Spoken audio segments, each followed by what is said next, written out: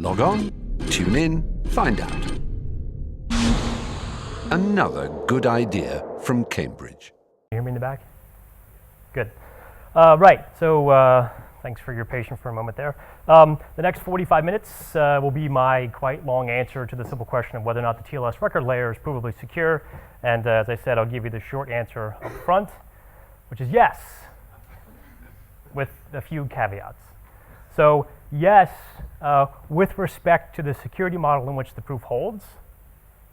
Yes, if you choose your parameters properly. And yes, but sometimes this is the wrong question to be asking anyway. So this talk, really a more informative title would have been these two pieces, new provable security results for the TLS record layer. This is some joint work with Kenny Patterson and Tom Ristenpart. And the second part is an application where it would seem like these positive results are useful, but mostly they're not really useful at all. And this is joint work again with Tom Ristenpart, my student Kevin Dyer, and Scott Kuhl. And as you can see by the titles of these two papers, we take our research very seriously. So I'll be spending like 30 minutes or so in this first part talking about the new provable security results for TLS, and the last 10 minutes or so will be this setting where it's actually not very useful. So I probably don't need to give this slide, but I will anyway, just to make sure that we're all absolutely on the same page. It should be no surprise that SSL TLS protects communications on the internet. Typically this happens, you have two stages. There's the first stage where, for example, a browser makes the connection to the server. There's a key exchange to establish a shared key, and then all the heavy lifting is done by what's called the TLS record layer. So for example, you then send your credit card over the wire to Amazon to make your purchase.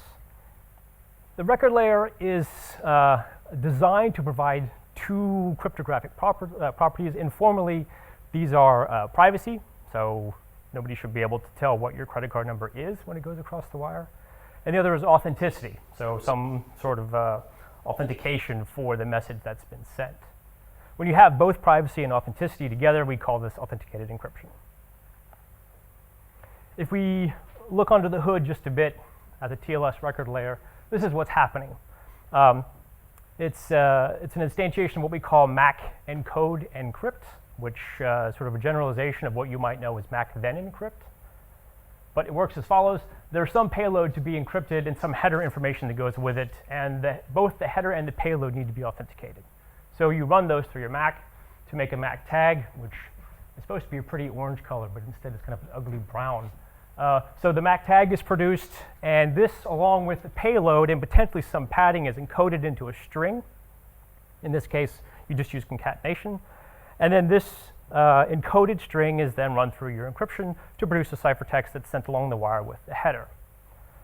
Choices for Mac are typically HMAC over often something like HMAC SHA-1.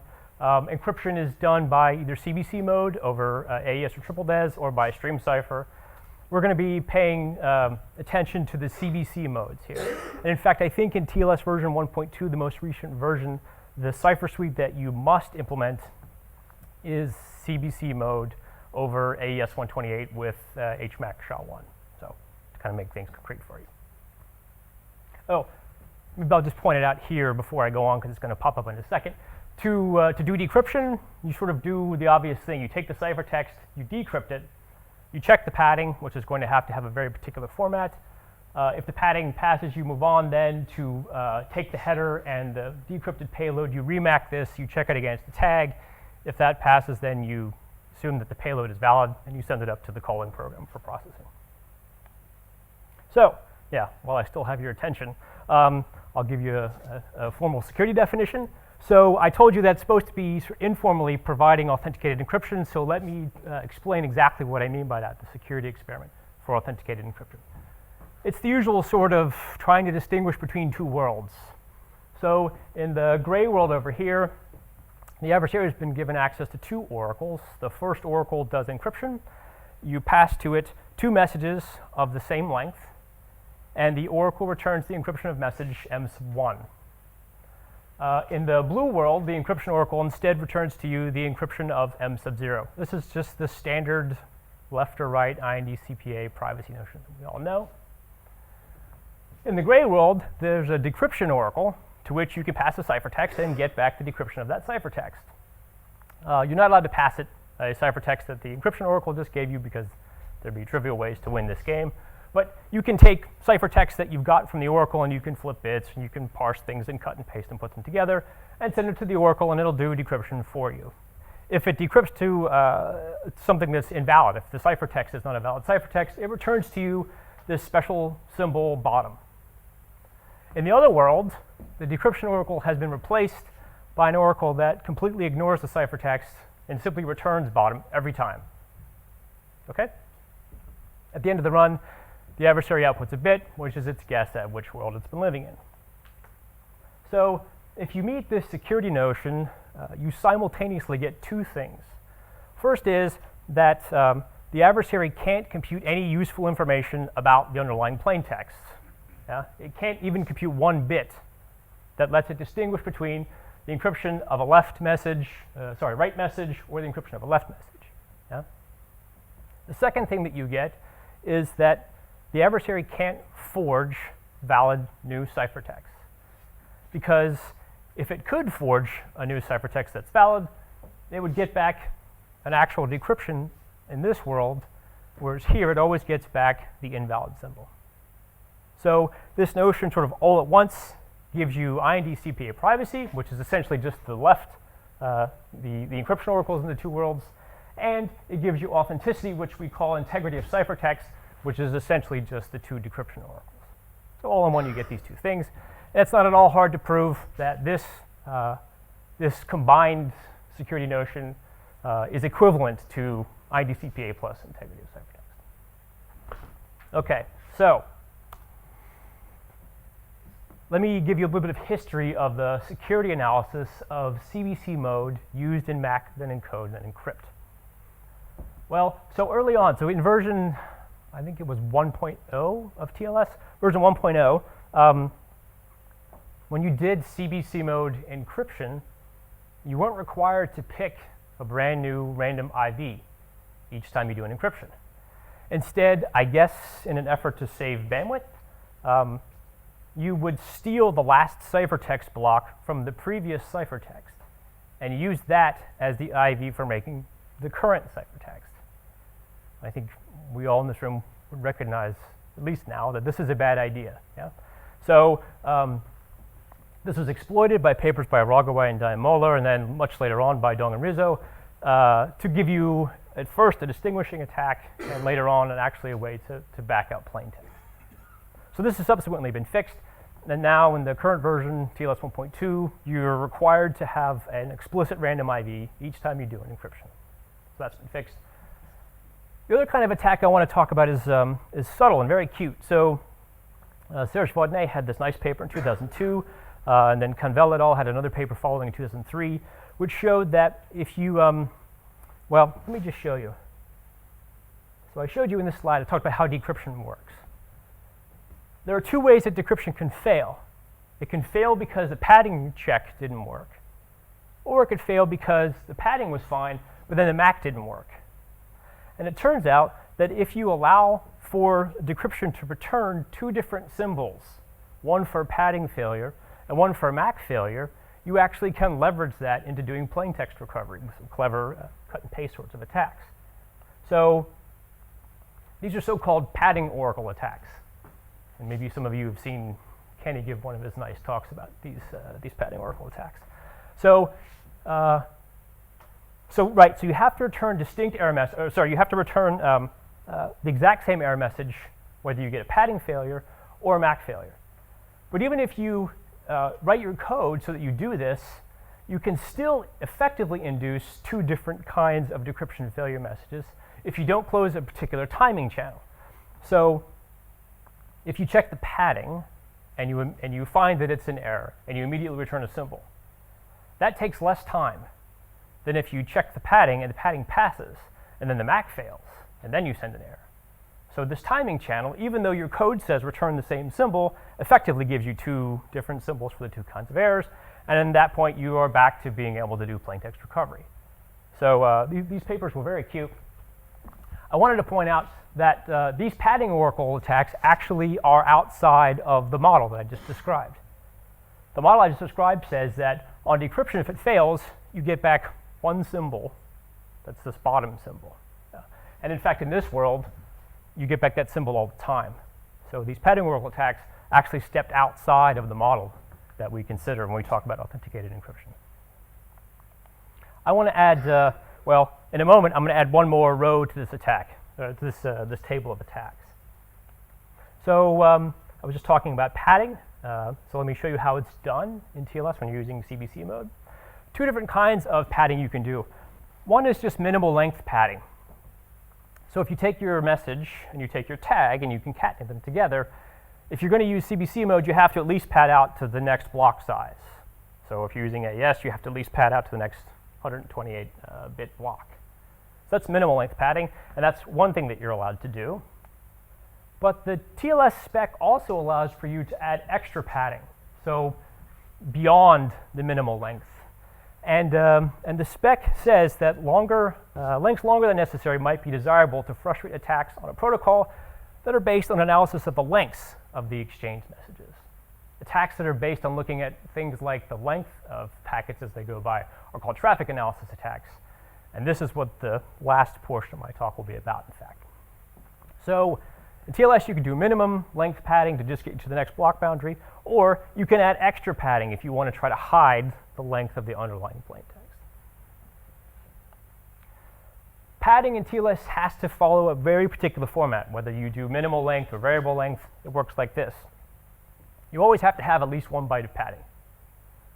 And if it's only 1 byte, you pad with the hex 00. This is actually the length of the padding. And when you read that, it says there are no more bytes of padding.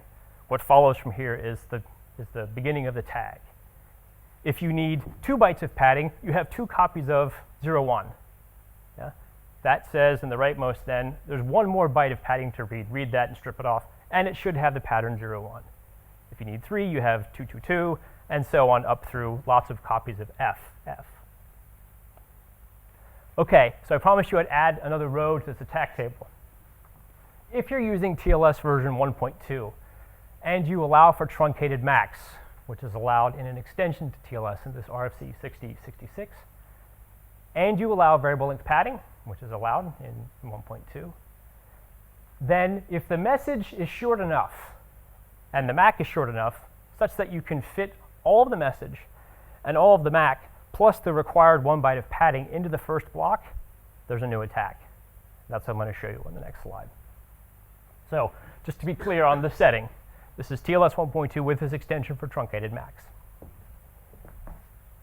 Okay, so the attack is a man-in-the-middle distinguishing attack. Imagine that you're at your server and you're going to click a box to send to Amazon that says, yes, buy this book, or no, don't buy this book. So the adversary is in the middle. It's going to see this ciphertext, which is either the encryption of yes or no. It's going to receive the ciphertext, flip just a few bits, and then send this mauled ciphertext onto the server. And depending on how the server responds, we'll know whether or not the underlying message was yes or no. Here's the attack. So let's consider the case that we're using CBC AS 128, HMAC SHA-1, truncating SHA-1's 160-bit output down to 80 bits. And to hide the length of the underlying message, yes or no, we've actually requested to use variable length padding, so we're going to pad out to 2 blocks, 2 full blocks. Okay? So in the no case, so no takes up 2 bytes. And then you need 10 bytes for the tag. And then if you want to fill out 2 full blocks, you would look at the padding pattern and see that what you actually need then is 20 copies of hex 13. Hex 13 being the hex for 19. So this is in the no case. In the yes case, it's the same, except that yes takes up 3 bytes.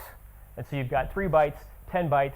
Now the padding pattern you have to fill out is 19 copies of hex 12. So the ciphertext comes down the wire. The adversary intercepts the ciphertext, and it's going to flip some bits in the low end of this first ciphertext block. In particular, it's going to pad, it's going to mask the ciphertext block, which is going to be the IV for CBC mode, with 4 copies of hex 10. Okay? Then, of course, since the particular structure of CBC is such that changes here will affect changes here, we'll get a particular behavior out of this. That behavior is, a little too fast there. So pay attention to the no case. We start out with 4 copies of hex 13. But when we apply this masked IV block here, then that will change those 13s into 3s. So now we have would be a 3-block ciphertext that wouldn't actually decrypt if we sent the whole thing, because you would decrypt and check the last padding byte, which would be 13. And that says, I need to now go back 19 more bytes, and the padding pattern all the way should be 13. But you can see I don't have that anymore. In particular, in this block, now I have 4 copies of 03. So padding would fail. So what do? We just throw away this last block. Now we send this 2-block ciphertext onto the server. Now in this case, you start by decrypting block C sub 1. It says in the length field, there are 3 more bytes of padding to follow. These should have the pattern 03. And indeed, that's exactly what's there. So the padding check passes. You remac the message that you get, which is no, and you check against the MAC, and this decrypts perfectly fine to no. If we do the same thing now in the yes case, well, we've got copies of the hex 12 here, and we've only got 3 copies of them, but we change 4 bytes. So when we apply this mask now and throw away the last block, indeed, the 3 bytes of padding that are here get changed from 12 to 02, which is fine. We throw this away. We send this along. The padding byte, the length field says 02, so it says there's 2 more bytes to follow a padding. These should have the form 02, and they do. So padding passes. But the thing is, we also changed the bottom byte of the tag, because we changed 4 bytes in total. And since the MAC is deterministic, now when we remac yes, we don't get whatever is here now. We get the wrong tag. And so the tag doesn't verify, decryption fails, and as a result, we know which message was sent. That's the attack. So if you're using TLS 1.2 with this extension for truncated tags and you allow variable length padding, we have this new attack. On the other hand, when you move, so if you look at this threshold, length of message plus length of tag is less than the block size minus 1 byte of padding. Yeah? That was the threshold below which we can mount this attack. If you go just the next step above that, which is that the size of the message plus the size of the tag is at least 1 block size. And this is the next step because there has to be at least 1 byte of padding.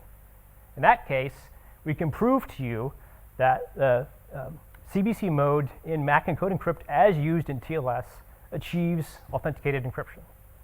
In fact, a little bit more. It'll give you length hiding authenticated encryption, which is what you'd want if you're actually using this variable length padding because it's supposed to be hiding the length. So we have this nice sort of threshold cutoff. If you're too short, we have an attack. But if you're just a little bit longer than that, you're fine. By the way, I should point out that this is what you get in plain TLS version 1.2. So in that case, we have our proof. So there's been some work, too, in the provable security of CBC mode in MAC encode encrypt. A nice early paper by Ugo Kravchuk in 2000 doesn't quite show that you get authenticated encryption, but an easy extension of what he did shows that CBC in this MAC encode encrypt does, in fact, achieve authenticated encryption, but under some restrictions, in particular that there's no padding that's applied, and that the tag has to fill exactly 1 block. So you end up with a message that has to be aligned, and then your tag has to fill exactly 1 block. But if you're using CBC over AES, now you have 128-bit blocks, and if you're using HMAC SHA-1, that's a 160-bit tag. So in reality, the tag doesn't fit into 1 block, even if the message is block aligned. But when you allow also for messages that aren't block aligned, then sort of all bets are off. Then 10 years later, we had this paper by Maurer and Tachman, which allows for only minimal length padding. And they don't prove authenticated encryption. They prove secure channels in this constructive crypto framework of Maurer's. And it's actually not clear how this actually relates to sort of standard game playing kinds of notions like IND-CPA and the authenticated encryption notion that I showed you that's built off of that. So we still have this question: what about a proof of security for authenticated encryption for TLS using its padding, even variable length padding, under realistic relationships between the tag size and the block size? And this is the piece that we add. So I should tell you what length height is, along with the pair of messages, one of which will be encrypted depending on which world it's living in. So this is the goal that we're going to meet. Encryption is now required to also hide the length of the underlying message. Well, does it say that it is larger than It doesn't, and so that's why in these oracles, I was going to gloss over this for time, but inside the oracles, when you get the two messages, you try to encrypt both messages. If you said, for example, give me a ciphertext that's shorter than the message, then the encryption would output invalid. And our oracles check for that. They try to encrypt both of them. If either the message would output invalid, then it outputs invalid. So you don't get a cheap win like that. Other questions about the notion? Okay, so this is what we're trying to achieve. And as before, we have this nice characterization that length hiding authenticated encryption, as depicted here, is the same as length hiding IND-CPA, which would be this picture without the decryption oracles, plus integrity of ciphertext, which is what we used before. Yeah, so we have this characterization. And in fact, this is what we're going to use to get our proof. So, yeah. That's a stupid question. Why don't you simply, prepend the message with the length, and then you make a bigger message? I mean, the message is that if I pass a message of a given size to the crypto system, it will encrypt it, right? So, if you and I agree that we're going to send messages where we hide the length within a certain upper bound, and we will simply encrypt messages of that size and encode the actual length of the message within that message. Could do that. That's not what TLS does. Yeah, okay. So I'm trying to prove something about Yeah, TLS is I'm just actually asking used. why. Is there some drawback of this that is You not have to apparent? postpend, Yeah, of course. not prepend. Really? If you prepend with the length, then the same attack will work. You have to postpend with the length because the CBC needs to No, kill but it this off. is the message. Right? Well, if you had a good AE scheme, it would Yeah. work, right? It But right. it's not a good AE scheme, right? With, Yeah. with those lengths, you right? came with. Sorry? You've got to analyze the scheme you're given. Yeah, I mean, that's, Yeah. that's the short answer is I'm talking about TLS as it's actually used, so. Or we can have this discussion offline, but I want to stay focused on TLS. Okay, so. I want to show that, so CBC mode in match encode encrypt actually gives us length hiding AE. So to show this, it suffices to show that we have these two pieces because we have this characterization. And some of this we actually get for free. So in particular, showing that this thing gives you length hiding IND-CPA follows immediately from the fact that CBC mode with the good block cipher is IND-CPA. The reduction is very easy to do. So we get length hiding privacy basically for free. We get from a paper by Blary and Prempre from 2000 that CBC mode in me, if you're using a good Mac, gives you something called integrity of plain text. So we get this for free from previous results. But this is a weaker kind of authenticity than what we want, which is integrity of ciphertext. So there's still some work to do because integrity of plain text doesn't imply integrity of ciphertext. But if we can get this last little bit, then we'll be done. So indeed, we want integrity of ciphertext to be able to finish our proof. We get integrity of plain text for free. The question is, what's the gap? What's missing here? And to figure out what's missing, we can in fact go back to our attack. If you remember how this attack worked, we got a ciphertext that was an encryption of no. So if you decrypted it, you would of course get no back. And then we created a new ciphertext that also would decrypt to no. So we have two ciphertexts that decrypt the same message. We call this a decryption collision. And it turns out this is exactly the missing piece. So we define this notion called collision-resistant decryption, basically a game where it's hard for you to make up two ciphertexts that decrypt to the same message. And this is exactly the piece that's missing. integrity of plain text plus integrity of plain text plus collision resistant decryption gives you integrity of ciphertext. Yes, So it's the opposite of benign malleability. if you say so. I don't know the definition of benign malleability on the top of my head. Sometimes called GCA or something, where you allow a crypto system where you're allowed to pass things to the oracle, decryption oracle, which decrypt to the same thing as the I channel see. ciphertext. Yeah, so it is in that case the opposite. Yeah. And you would win this game if you could do such a thing. Yeah. So the crux of the proof, then, the hard technical part, is then showing that you do in fact get this collision-resistant decryption property out of CBC. And I won't bore you with the whole proof because it takes many pages and lots of games and took multiple months to figure out how to actually do. But here's the theorem statement. It says that if you have a block cipher that's a secure PRP in both directions, a strong PRP, and you have and the block size is n bits, and you have a tag that's produced by a MAC. The tag is t bits long, and we'll assume that the MAC is secure as a PRF. Now, strictly speaking, this is stronger than just assuming it's a good MAC. But anyway, in TLS, you use HMAC, and HMAC is provably a PRF. So we don't really actually see this as a drawback. So we have a MAC that's a PRF. We have a good block cipher. We use CBC mode with the TLS padding scheme. And we have the result that if the size of the message plus the length of the tag is at least one block, so you're in this kind of a picture, then indeed this gives you collision-resistant decryption with a birthday type bound. So you put that together with all the stuff on the previous slide, and you get in the end that this gives you length-hiding authenticated encryption. So that's the main new positive result. We actually have now a security statement about TLS, the record layer, as it's used in practice. So in pictures, if your tag size is too small and you allow variable length padding, there's an attack. If your tag size is big enough, or if you're using just plain TLS version 1.2, then you have a proof of security.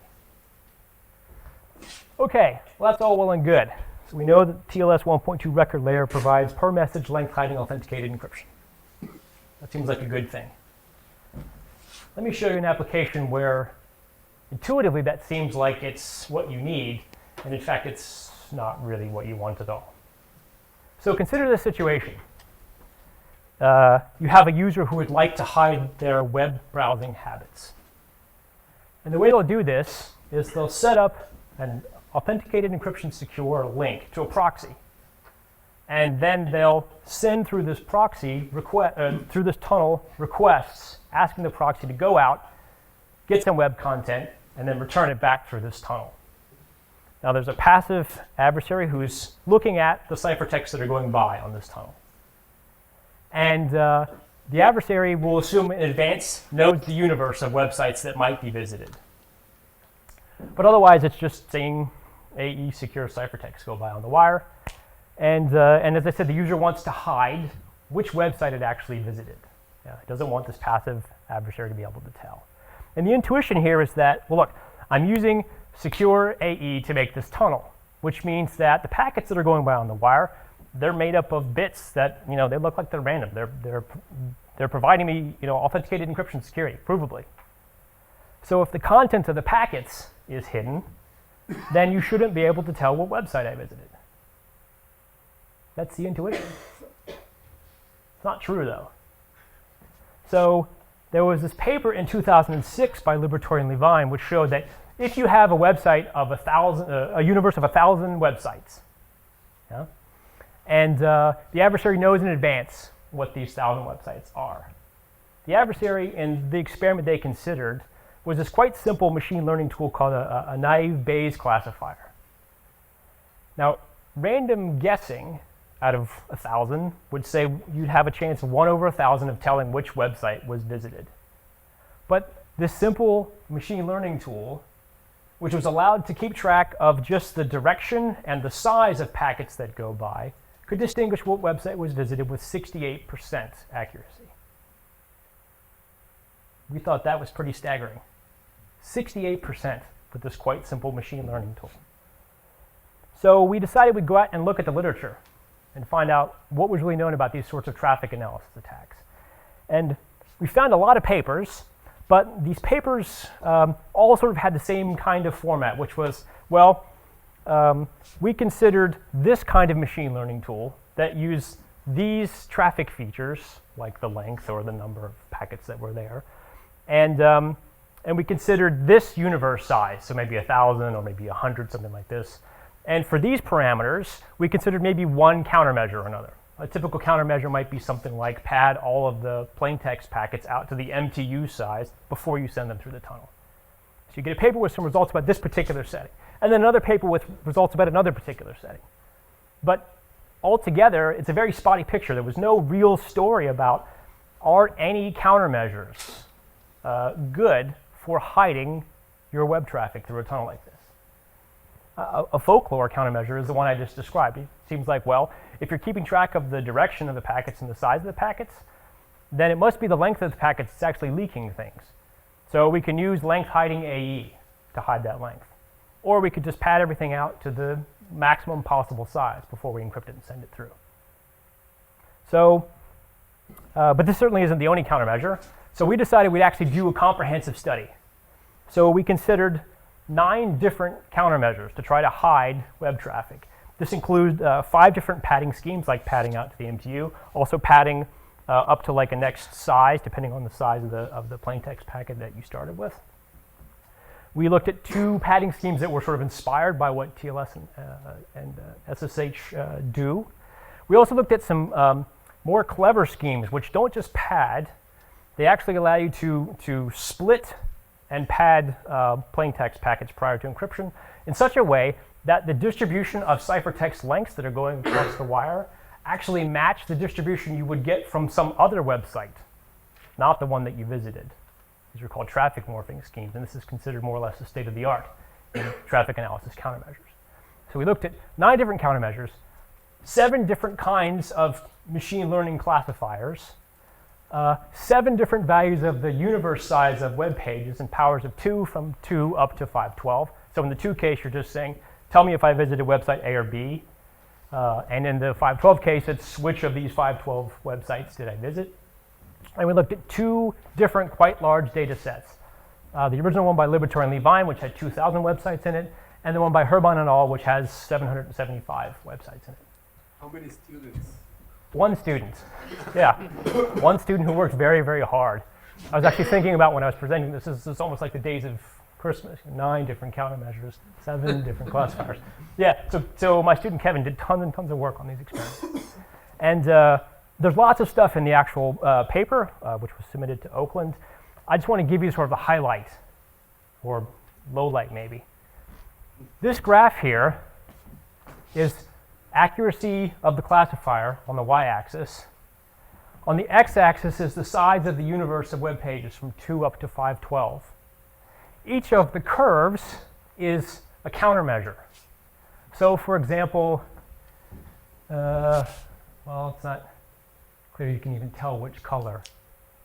Pad to MTU is the dark green line, the 3rd one if you're looking at the right side, the 3rd one from the bottom.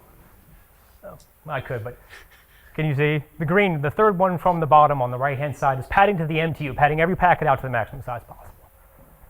This is one of the classifiers by Penchenko et al., which uses a fairly sophisticated kind of machine learning tool called support vector machine.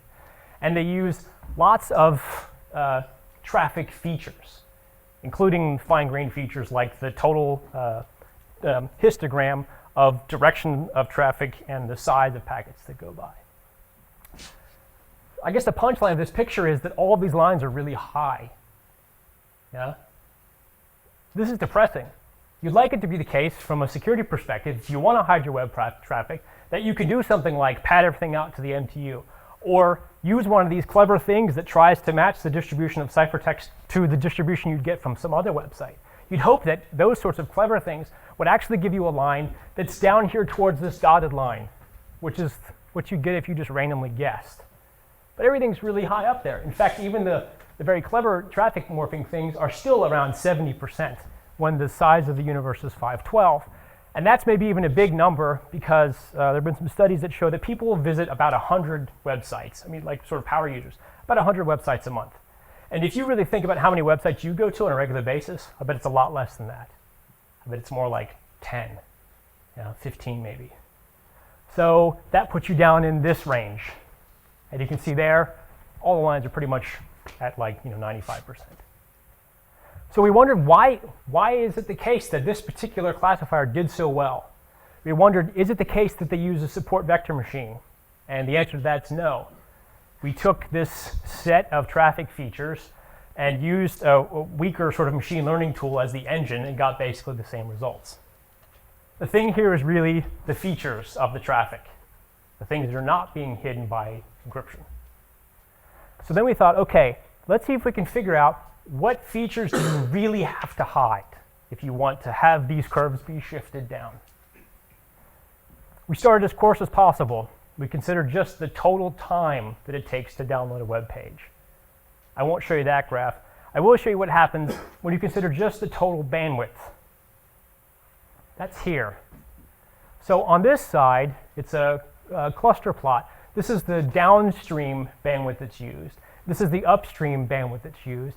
All of these blue triangles, for example, are different traces of getting the same website. So you get a pretty tight clustering. And in fact, if you do that same plot that I showed you before, looking at only the total bandwidth and using what's this simple naive Bayes classifier, these lines are still pretty far up there. The really clever padding schemes, like the traffic morphing stuff, is still at something like, I don't know, 25 or 30% at a universe size of 512. So just looking at the total bandwidth size is pretty good.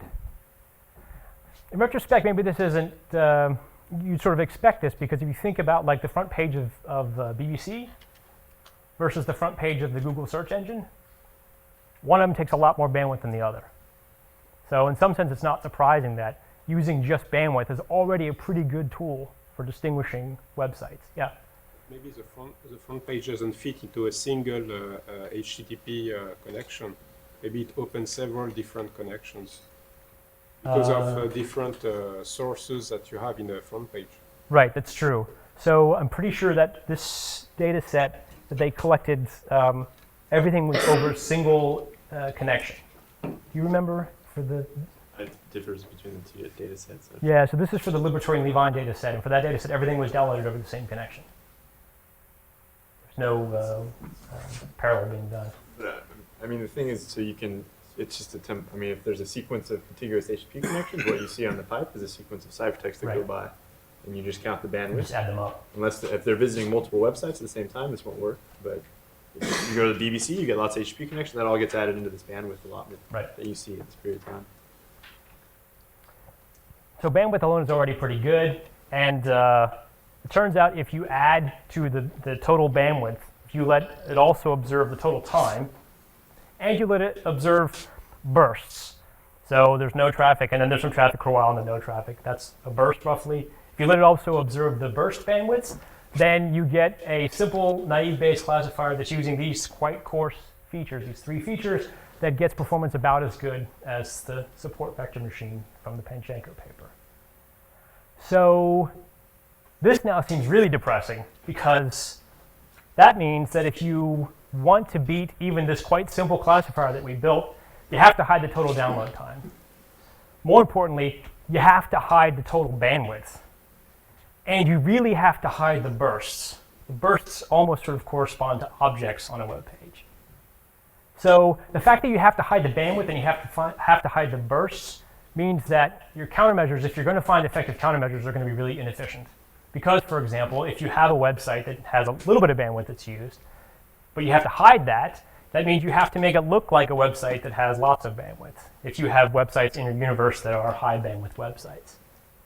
And if you want to hide the burst, that means you have to hide the burst. You have to send traffic during the times when you would not have traffic. So we thought, okay, all right, fine. Let's try a countermeasure that really has to work. It's going to hide these things. So we took all the packets and we padded them out to a fixed size, like the network MTU, say. We fixed the spacing between packets. And when there was no packet to send, when we're supposed to send one, we just send a dummy packet. And we keep sending traffic for at least 10 seconds. So in that case, you get a 365% overhead in terms of the traffic that you have to send. And it's at that point that you get this simple classifier down to about 6% for a universe of 128 web pages. So we were surprised at how far you had to turn the knob in terms of inefficiency to get this thing to actually give you something useful in terms of hiding traffic. Just embed a YouTube video on every page. Yeah, well, that's something you could do, right? But it's hard to get servers to do that. So, summarize the whole talk. TLS 1.2 is length hiding, authenticated encryption secure, but sometimes length hiding AE isn't enough for what you want to do. Thank you.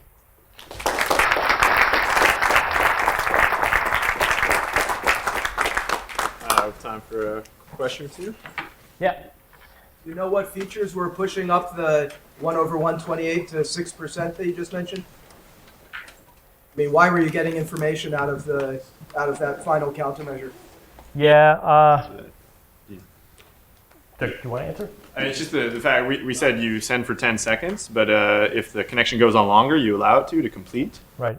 And so the problem is when you do this fixed thing, of course, it pushes out the total time of some connections. So there's a difference there. So we weren't hiding absolutely everything. We were hiding almost everything. Yes. Thank you. Sorry, Stuart. Yes. So in this setting, how much do you assume that the server is cooperating in the intermeasure? So you do the... I'm sorry, could you say that again? So how much is the server or the proxy cooperating in the countermeasure? So Oh, can the proxy is actually implementing the countermeasure. Okay, The server is not. So the proxy just gets whatever the web traffic is, and then it applies the countermeasure. okay, so the proxy could delay things in principle. Exactly, Just right. that it's very Yeah. costly. Yes. And if there are some resources on a website which are external to this website, then to try to make it indistinguishable from this website, you have to do the same thing, I presume. Well, so the proxy There could is a just. double-click link. Sorry?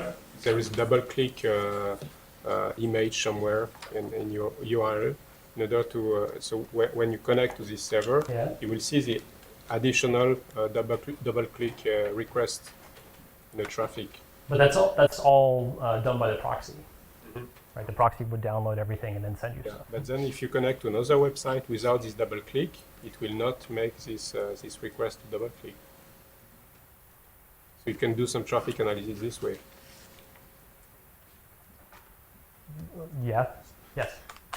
I mean, because at that point you have different bandwidths and different number of packets. Yes. Yes. So first of all, I'd like to comment. I think this is really great work because it pushes the boundary on what real security you can get, even if you're using with the current definitions, right? So good direction. I wanted to ask the question: did you investigate TCP behavior? No. Because different TCP implementations will have different packet timings, and this characteristic can be used to identify the implementation. So that actually probably would be a good thing to consider. Yeah, we were somewhat limited because we didn't collect our own data. We used these existing data sets, so we're sort of stuck with what they gave us. Yes. So there was another paper kind of along the same lines with this type of attacks that was trying to break Google keyword searches by using the fact that Ajax is sending like these suggestions, etc. So I would expect this is much more refined. So with a little bit of padding, you could just avoid that. Did you look at that? No. I mean, because this seems to be such a much harder target because you would need tremendous overhead to kind of get around this attack. But like more refined attacks, or there was this other paper like trying to kind of correlate Skype utterances. Right. Yeah. That was another like really long shot. Yeah. VoIP is a setting we haven't considered at all. So probably these are like finer targets would be easier to kind of solve with smaller overheads. Yeah, I think reasonable. Actually, in the Google thing that they try to hide the keywords by also padding and stuff like that. That if you consider the advertisement that Google will put on the page, depending on the keyword, that's something I suggest someone that wants a paper on CCS to do that. You all hear that? All the graphs? Guaranteed. If I had students, I could. One more quick question. Yeah, maybe this was the question asked. I'm not sure. But couldn't you look at only the usage pattern? Like if you do all of this padding, like unless you have the server sending package all the time, then when I read the newspaper, I will click something and then I'll be quiet for a while. Whereas if I'm looking at the BBC streaming, I will get data all the time. I mean, only by looking at this and my 15 sites, you can probably recognize. You see what I'm saying? Yeah, and that's So probably it true. probably doesn't matter what you do technically if you don't hide. Like if you don't have a bandwidth all the time with traffic, if you just look at what I'm doing, you will be able to detect. Yeah, that's true. I mean, that's information that's actually outside of the sort of traffic features that we were looking at. Yeah, exactly. Yeah, for sure. Yeah. All right, why don't we thank the speaker again?